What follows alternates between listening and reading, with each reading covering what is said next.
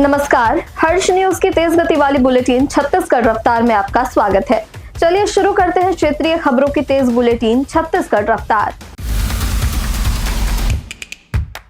भारत ने T20 world cup जीत लिया है। अहमदाबाद के नरेंद्र मोदी स्टेडियम में रविवार को खेले गए फाइनल मुकाबले में टीम इंडिया ने न्यूजीलैंड को 96 रन से हराया। इस ऐतिहासिक जीत के बाद देश भर के साथ ही छत्तीसगढ़ में भी फैंस ने जश्न मनाया। रायपुर के जयस्तंभ चौक पर तिरंगा लेकर फैंस सड़क पर निकल पड़े। जमकर आतिशबाजियां की गई, ढोल नगाड़ों की थाप और देशभक्ति गीतों पर थिरकते रहे।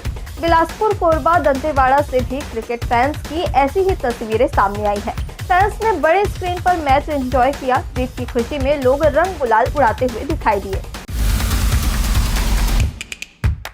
दुर्ग जिले का समूदा गांव, जहां पिछले 5 साल से भाजपा नेता विनायक ताम्रकार अफीम की खेती कर रहे थे, लेकिन किसी को भनक तक नहीं लगी। एक दिन गांव के बच्चों के हाथ अजीब सा कुछ पौधा लगा।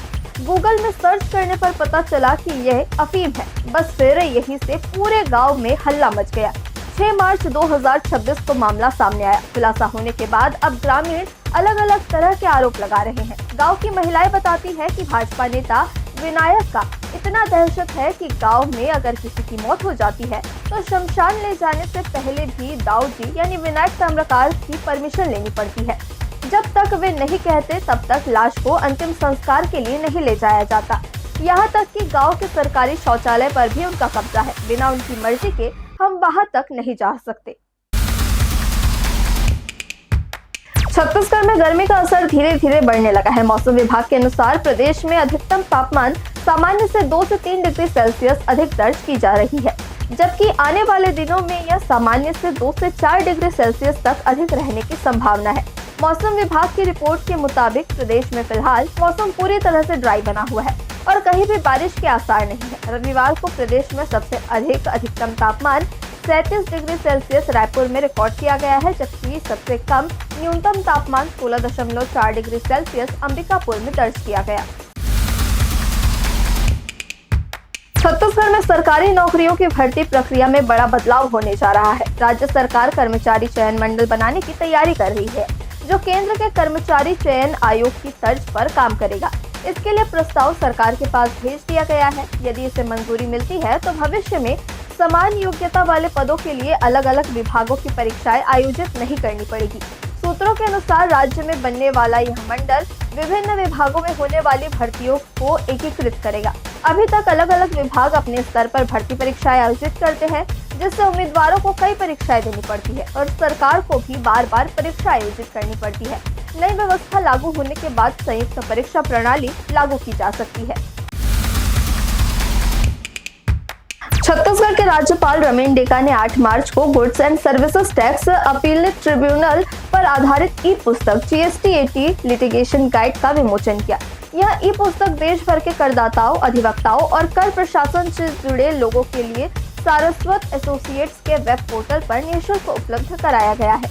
ई पुस्तक के लेखक अधिवक्ता विवेक सारस्वत है, जिन्हें छत्तीसगढ़ राज्य अलंकरण 2022 और बैरिस्टर ठाकुर छेदीलाल पुस्तक से सम्मानित किया जा चुका है। सह लेखकों के रूप में अधिवक्ता बीना सिंह गौतम, अधिवक्ता आस्था तिवारी और प्रियांश शर्मा का योगदान भी इसमें शामिल है। गर्मी से पहले एसी खरीदना अब महंगा हो गया है। एसी डाइकिन, वोल्टास और ब्लू स्टार जैसी बड़ी कंपनियों ने कीमतें 15% तक बढ़ा दी है। कंपनियों का कहना है कि कच्चे माल जैसे कि कॉपर, एल्यूमीनियम की बढ़ती कीमतों और माल ढुलाई के खर्च में इजाफे की वजह से दाम बढ़ाए गए हैं।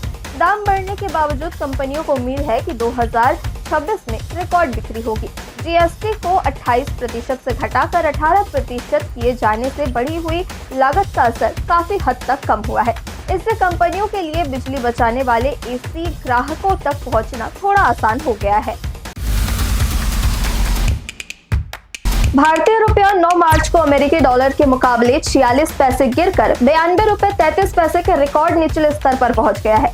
मिडिल ईस्ट में बिगड़ते हालात के बीच ग्लोबल मार्केट में कच्चे तेल की कीमतों में आई भारी तेजी और डॉलर के मजबूत होने की वजह से रुपए में यह बड़ी गिरावट आई है। एक्सपर्ट्स का कहना है कि जब तक युद्ध शांत नहीं होता, रुपए पर दबाव बना रह सकता है। इस साल रुपए में अब तक 2% से ज्यादा की गिरावट आ चुकी है। इसके चलते यह 2025 में दुनिया के इमर्जिंग मार्केट की सबसे खराब प्रदर्शन करने वाली करेंसी में से एक बन गई है। अंतर्राष्ट्रीय महिला दिवस के अवसर पर मुख्यमंत्री विष्णुदेव साय ने बस्तर के लाल बहादुर शास्त्री मिनी स्टेडियम में आयोजित महतारी वंदन सम्मेलन में योजना की 25वीं किश्त जारी की। इसके तहत प्रदेश की 69,48,000 महिलाओं के खातों में 641 करोड़ 58 लाख रुपए अंतरित किए गए हैं। साय ने कहा कि राज्य की मातृशक्ति समाज की सबसे बड़ी ताकत है और महिलाओं का आर्थिक सशक्तिकरण ही विकसित छत्तीसगढ़ की मजबूत नींव है।